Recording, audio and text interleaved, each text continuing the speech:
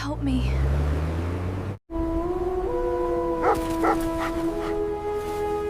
We found her! Need immediate evap!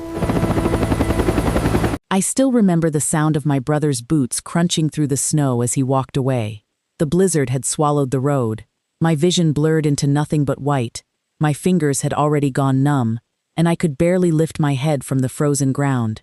"Please," I whispered. He looked back once. Not with concern. With annoyance. "This is exactly why nobody wants to travel with you, Emma," he snapped. "You always slow everyone down." Then he turned his back on me. I watched the red taillights of his SUV disappear into the storm, while I lay helpless in the snow, unable to stand after slipping down an icy embankment and badly injuring my leg.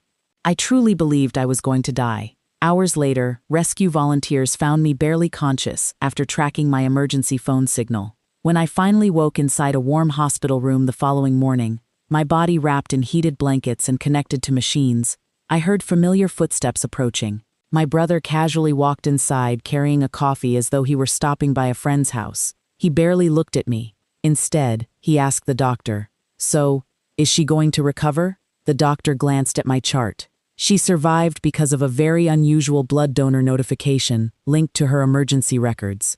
My brother frowned. "What donor?" The doctor smiled.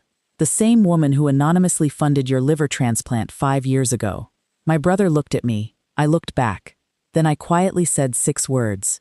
"You never knew it was me." The coffee slipped from his hand. His face turned completely white. Nobody in that room knew the truth. But that's not where this story began.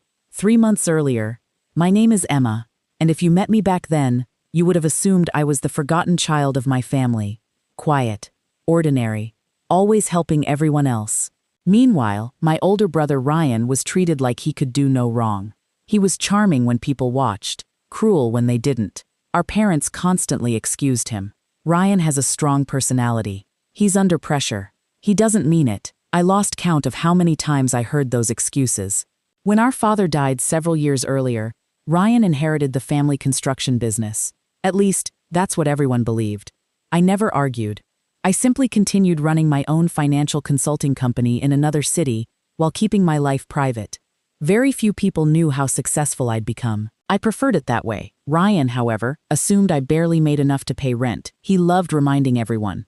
"So Emma," he'd laugh during family dinners. "Still working that little office job?" I smiled politely. "It pays the bills." He laughed louder. "I bet it does." Everyone laughed with him. That was their first mistake. 5 years before the snowstorm, Ryan became critically ill. He needed an emergency liver transplant. Insurance covered part of it. The remaining costs were enormous.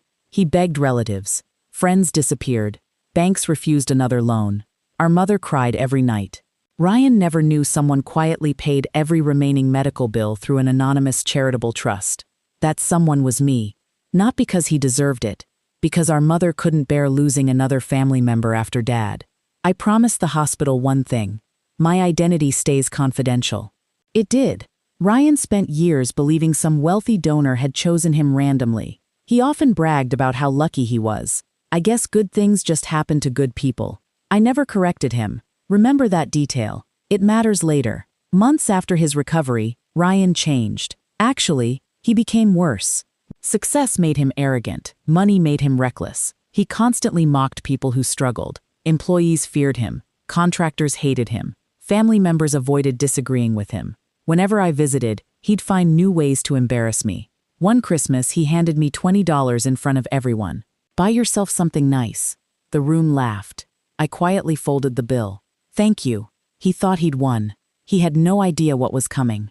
Around that time, I discovered something disturbing. One of Ryan's companies had quietly been using shell accounts to hide unpaid contractor wages. Several whistleblowers contacted my consulting firm without realizing Ryan was my brother. I recognized the documents immediately. I could have reported everything. Instead, I collected evidence. Patiently, legally. Every invoice, every forged signature, every altered tax record. I said nothing, because timing matters. Then came the family ski trip. Ryan insisted everyone drive together through the mountains. The weather forecast warned against travel. He laughed. "I've driven these roads 100 times. Halfway there, snow buried the highway. Visibility vanished. Our SUV slid onto the shoulder. I stepped outside to help attach tire chains. One patch of black ice changed everything. My foot slipped. I tumbled several feet down an icy slope. My ankle snapped. Pain exploded through my body. I screamed for help. Ryan looked over the edge. Instead of climbing down, he rolled his eyes. "You can crawl back." "I can't move." "You always exaggerate." Then, he left. He drove away, leaving me buried beneath falling snow. The rest you already know. When police questioned Ryan later, he claimed he thought I'd climbed into another rescue vehicle. It sounded believable, until investigators checked highway cameras. They clearly showed his SUV leaving alone. Then my emergency phone recording surfaced. During those desperate moments, my phone had automatically recorded audio after I activated the emergency beacon. His voice echoed clearly. "You're on your own!" That was his biggest mistake. But the worst part was still ahead. Back in the hospital, after learning I had secretly saved his life years earlier, Ryan could barely speak. "You paid?" I nodded. "For Mom." His knees nearly gave out. Before he could respond, 2 detectives entered. "Ryan Carter?" "Yes." "We need to discuss your statement." His eyes darted toward mine. For the first time in years, he looked afraid. The investigation snowballed. Rescue coordinators testified that abandoning an injured person during a severe blizzard drastically reduced survival chances. The emergency recording became key evidence. Meanwhile, the financial investigation I'd quietly built for months reached federal auditors. Everything happened at once. Search warrants, account freezes, employee interviews. Former workers finally felt safe enough to speak. One confession led to another. One document uncovered 10 more. Ryan's empire began collapsing overnight. He couldn't stop it. Nobody could. Weeks later, the courtroom overflowed with reporters. Ryan expected sympathy. Instead, the prosecution played the emergency recording. The room fell silent. Then they displayed financial records from his companies. Every fraudulent payment. Every hidden account. Every forged document. Gasps echoed through the courtroom. Ryan's attorney slowly lowered his head. Even he looked defeated. Then prosecutors revealed another detail. The anonymous donor who saved Ryan's life had also been the primary witness who voluntarily provided financial evidence. Everyone turned toward me. Ryan stared as though seeing me for the first time. "You?" I simply nodded. "I gave you every chance to become a better man." He couldn't even answer. His sentencing became national news. He lost the company, his business license, his reputation. Civil lawsuits followed. Former employees recovered unpaid wages. Our mother cried again, but this time, not because she was losing a son, because she finally understood who had been quietly carrying the family all along. She apologized. I should have seen it. I hugged her. "It's okay." There was no anger left inside me, only peace. 6 months later, I visited the same mountain where everything happened. The snow had melted. Wildflowers covered the hillside where I'd nearly died. Standing there, I realized something. Ryan hadn't destroyed my life. He had exposed his own character. People often ask whether I regret paying for his transplant.